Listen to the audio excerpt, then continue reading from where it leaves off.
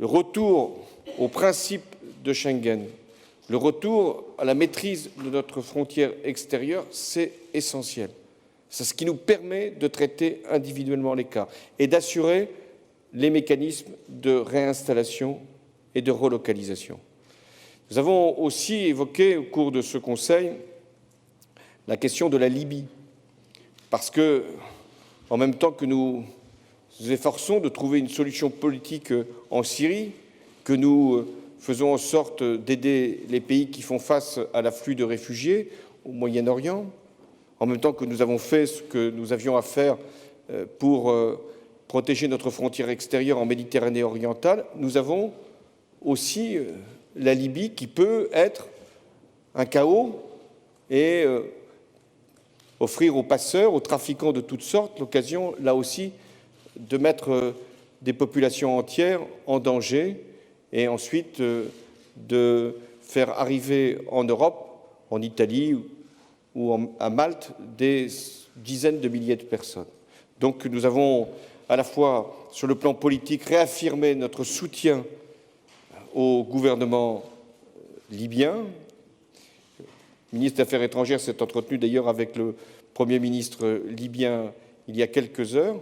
Sarraj, pour faire en sorte que nous puissions lui apporter la solidarité qu'il demandera et aussi que nous puissions, dans le cadre de la force européenne, de la mission européenne, assurer également la lutte contre les trafics.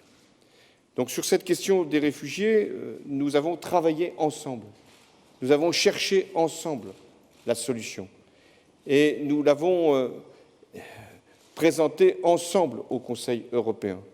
Et aujourd'hui, nous allons la mettre en œuvre ensemble.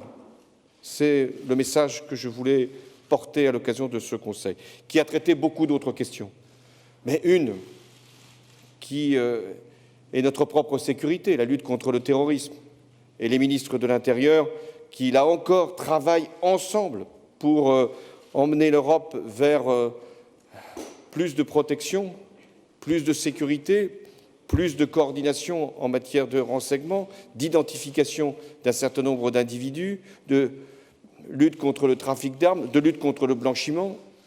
Oui, nous avons là aussi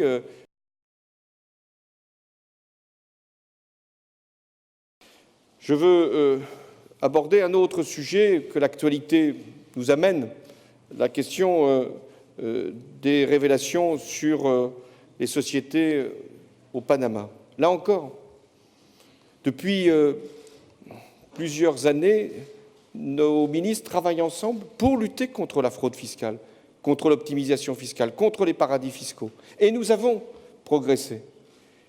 Et nous avons réussi à faire ces échanges d'informations, ce qui fait qu'aujourd'hui, pour les fraudeurs, c'est plus difficile, même s'ils peuvent encore espérer, dans quelques parties du monde, trouver un abri de moins en moins.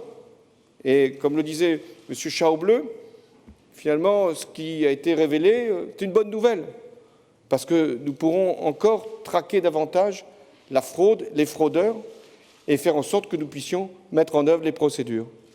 Et s'il y a des sociétés en Europe qui se livrent à ce type d'agissement, elles seront poursuivies.